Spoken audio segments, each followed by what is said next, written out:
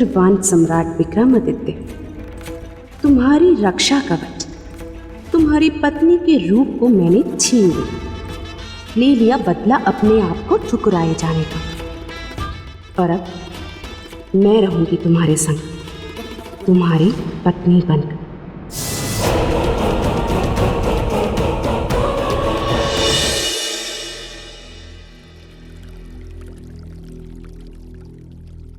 बेताल, चौंक गए ना राजन।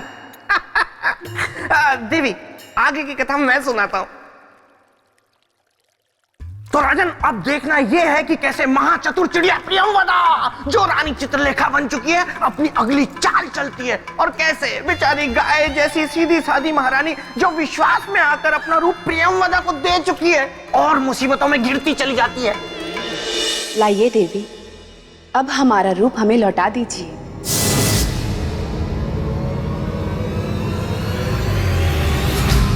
रूप और वापस? सन्यासिनी, हमने तुमसे ये रूप तुम्हें वापस करने के लिए नहीं लिया है, बल्कि तुम्हें वन वापस भेजने के लिए लिया है। जाओ, अब चली जाओ यहां से, अभी और अविलंब। देखिए देवी, ये हंसी मजाक का समय नहीं है। आपने कुछ क्षण के लिए हमारा रूप लिया था। लाइए, हमारा रूप हमें लौटा दीजिए। महारानी, ये मजाक नहीं है, बल्कि सच है, एक कड़वा सच, कि अब आप महारानी नहीं रही, बल्कि एक सन्यासिनी हैं, और हम महारानी चित्रलेखा, जिसका अधिकार सम्राट से लेकर सम्राट के राजपाट तक पर है। ये आप क्या कह रही हैं देवी? या तो आप बहरी हैं, या फिर आप प्रेम की भाषा नहीं समझती। यदि आप अपना भला चाहती हैं, तो इसी वक्त राजमहल से चले जाइए, अन्यथा हमारा शरीर हमें लौटा दीजिए देवी, अन्यथा हम सैनिकों को बुलाएंगे। छल की बिसात हमने बिछाई, और प्रपंच के प्यादे आप चल रही हैं। विरामहेर जी, विरामहेर जी, विरामहेर जी।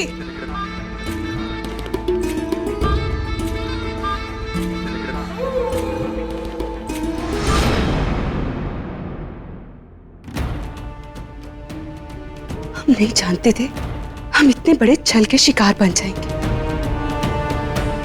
परंतु हम इस छली और प्रपंची के सामने घुटने नहीं टेकेंगे।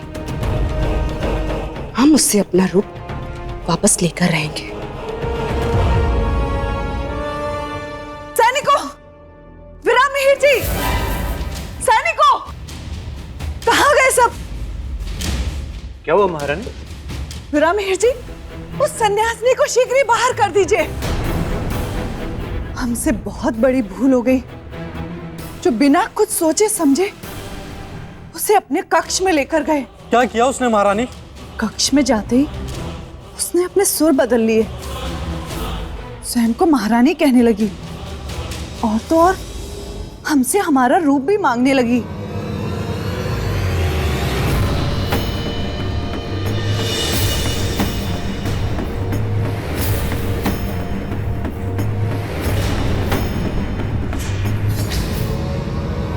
हमें हमारा रूप वापस दे घातिनी,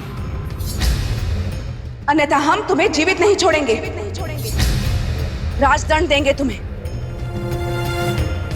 सैनिकों, बंदी बना लो इसे।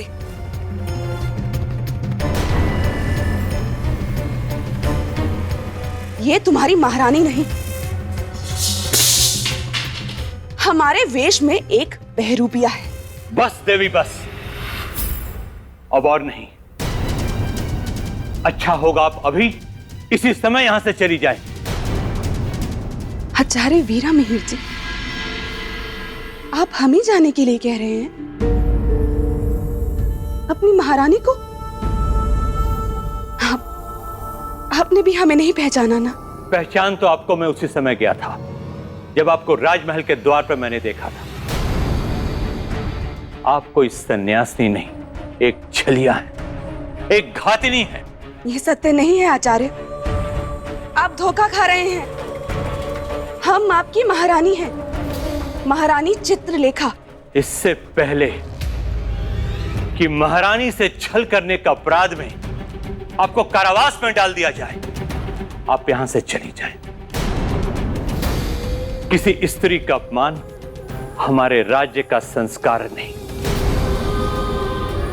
हमें बाध्य मत कीजिए संस्कार की लकीर को लांघने पर।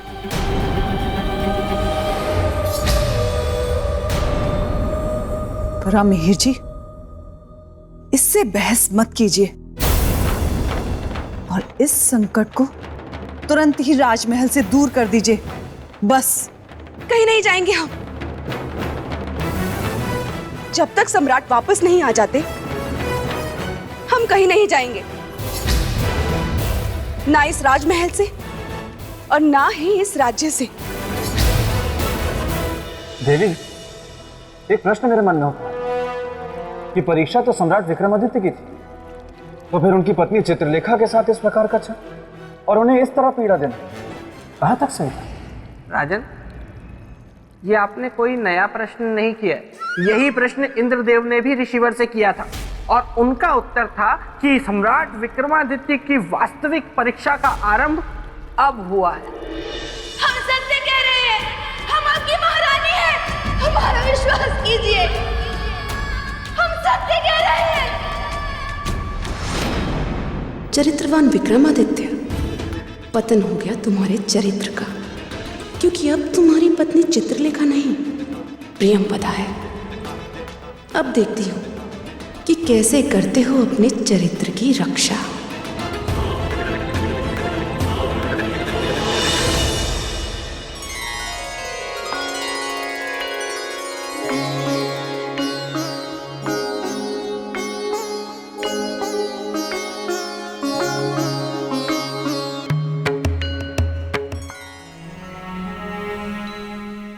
महारानी, वर्षों से जैसे आपने परंपरा बना ली हो, क्या?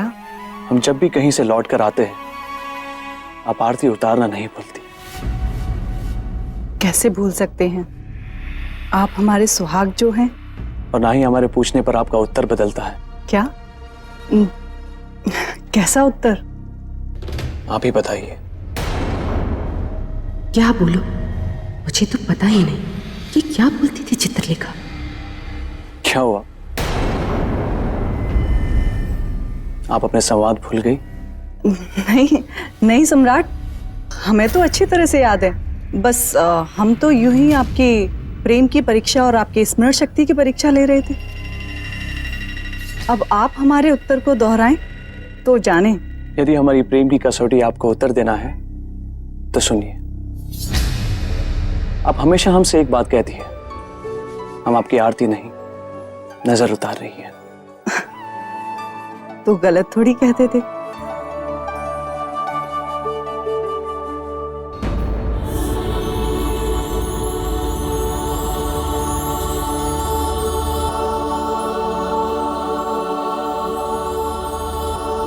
अब चलिए।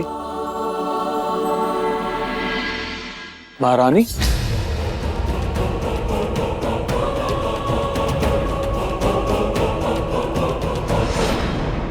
क्या?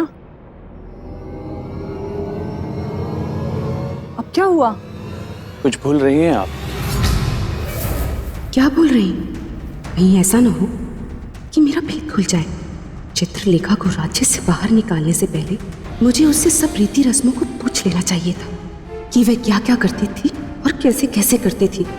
भारी भूल हो गई। अब क्या करूं?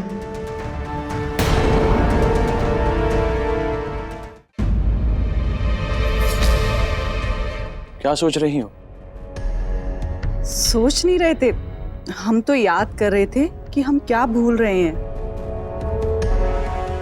कुछ भी नहीं, हम तो बस आपको छेड़ रहे थे और आप है कि इतनी गंभीर हो गई। चले? फिर दोबारा ऐसा मजाक मत कीजिएगा। आपके इस मजाक ने तो हमारे प्राण ही सुखा दिए। अच्छा, अब चलिए।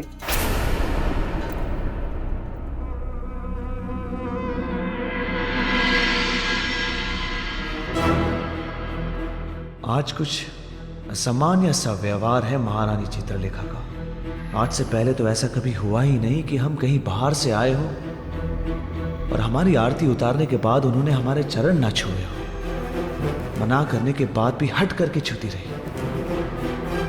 किंतु आज तो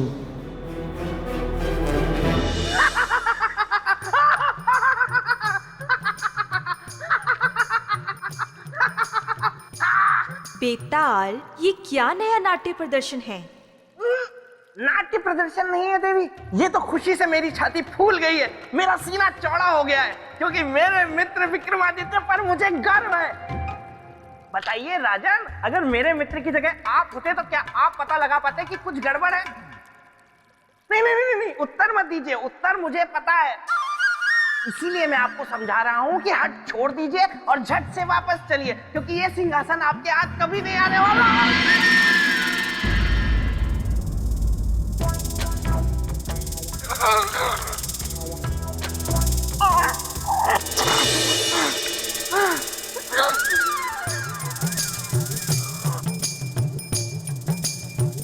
लगता है प्रेतलोक में सौंदर्य लेखा आ गई है और अपनी बुआ की दी हुई खेचन शक्ति का प्रयोग कर लिया है उसने।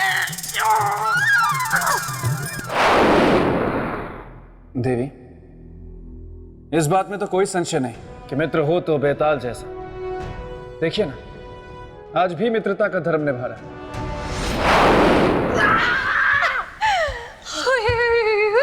ये क्या तरीका है बेतालनी? मैं वहां पर अपने मित्र की चरित्र की कथा सुनने में लीन था और तुमने मुझे यहाँ खींच लिया। क्योंकि मैं हूँ सौंदर्य लेखा, मैंने तुमको यहाँ नहीं देखा, इसलिए तुम्हें लाया खींच। आओ करे प्रेम की बातचीत। हाँ, वाह वाह, अच्छा किया, बहुत अच्छा किया सौंदर्य लेखा जो तुम यहाँ खुद आ गई, वरना मैं ही तुम्हें बुलाने वाला था।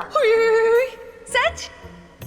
क्या तुम्हारे मन में मेरी यादों के रसगुल्ले पक रहे थे जो तुम मेरी राह ऐसे तक रहे थे? नहीं नहीं, मैं तो तुम्हें ये बताने के लिए यहाँ बुला रहा था कि मैंने विवाह करने का इरादा कर लिया है। सच?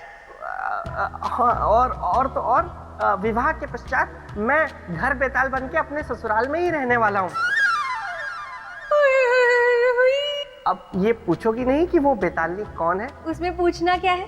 सौंदर्य लेखा यानी कि मैं। नहीं नहीं, तुम नहीं, उसका नाम है कमल चक्षुनी, जिससे मेरा विवाह होने जा रहा है।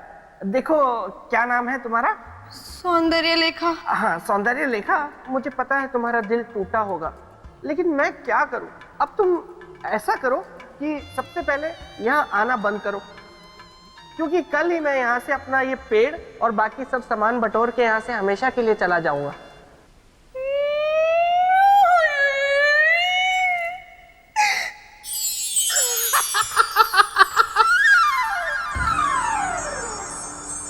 देवी, सम्राट विक्रमादित्य के मन में संशय तो आ गया था, किंतु उसके बाद उन्होंने क्या किया?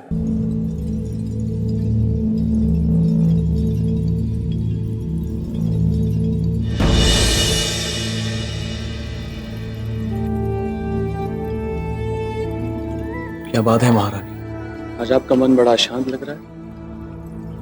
लगेगा नहीं? जब एक स्त्री के पति को आज का विशेष दिन भी याद ना रहे तो भला उसका चित्त शांत कैसे रहेगा? ऐसा कौन सा विशेष दिन है आज? वसंत ऋतु का पहला दिन, एक स्त्री के जीवन का सबसे महत्वपूर्ण दिन, जिस दिन एक पत्नी का मन कभी मयूर बन अपने पति के साथ नाचने का होता है तो कभी हिरनी के समान गुलाचे भरते हुए भागने का होता है।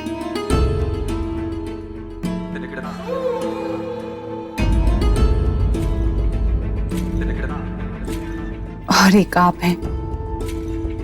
आज के दिन एक स्त्री अपने पति के अंक में समाकर सारे संसार के सुखों को पाना चाहती है। इसलिए आज हमने स्वयं अपने हाथों से आपका श्रृंगार करने का निर्णय लिया है।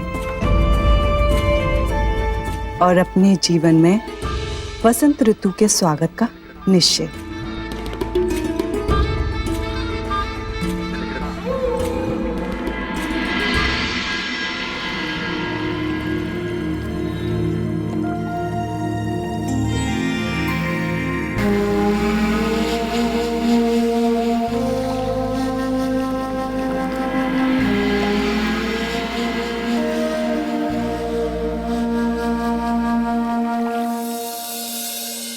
मैं अपने उद्देश्य में सफल हो गई विक्रमादित्य। जिस प्रेम को तुमने कल ठुकराया था, आज उसी प्रेम ने तुमको पाया है। अब जीते रहोगे अपनी चित्रलेखा के भ्रम में, और जिस दिन भ्रम टूटेगा तुम चरित्र के पर्वत की ऊंचाई से बहुत नीचे गहरी खाई में गिर चुके होंगे।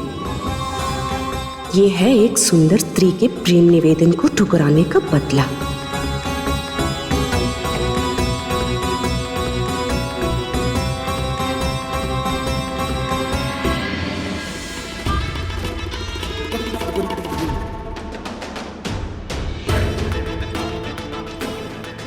सम्राट विक्रमादित्य, अपने जिस चरित्र पर तुम्हें बहुत गर्व है, जो चरित्र ऋषियों और देवताओं के बीच चर्चा का विषय बना हुआ था, आज मैं प्रियंवदा उस चरित्र को सदा सदा के लिए मिटा दूंगी। आज मैं ये सिद्ध कर दूंगी कि रूप की धारा में सबके चरित्र बह जाते हैं।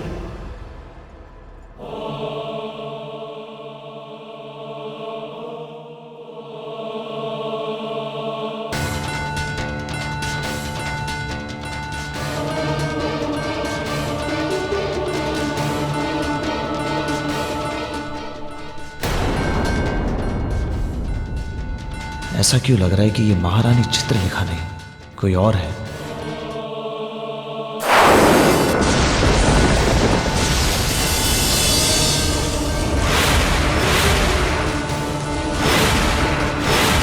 कौन है आप? आपकी पत्नी चित्रलेखा सम्राट। नहीं, झूठ बोल रही हैं आप। आप हमारी पत्नी नहीं हैं। बताइए हमें, कौन है आप?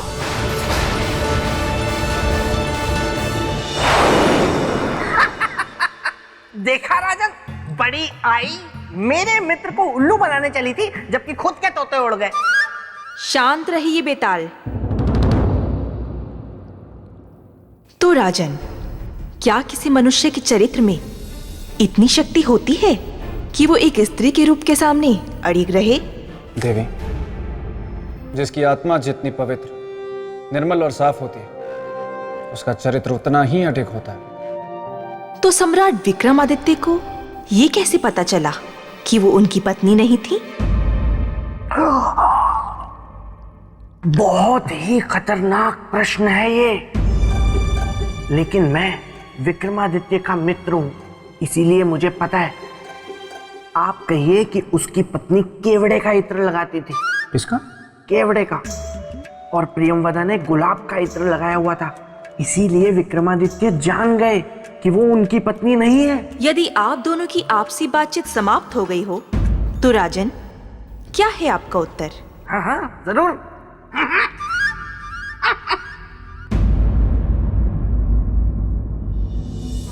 देवी, स्पर्श से। स्पर्श से? हाँ देवी। किसी को पहचानने की ये कैसी विधि है राजन? प्रेम मन से मन का मेल, स्पर्श का नहीं। इसीलिए जब प्रियंवदा ने सम्राट विक्रमादित्य को स्पर्श किया, तो सम्राट विक्रमादित्य के मन ने उस स्पर्श को स्वीकार नहीं किया। अपने मन की आंखों से देखने वाले और अपनी आत्मा की आवाज सुनने वाले को भला कौन धोखा दे सकता है देवी?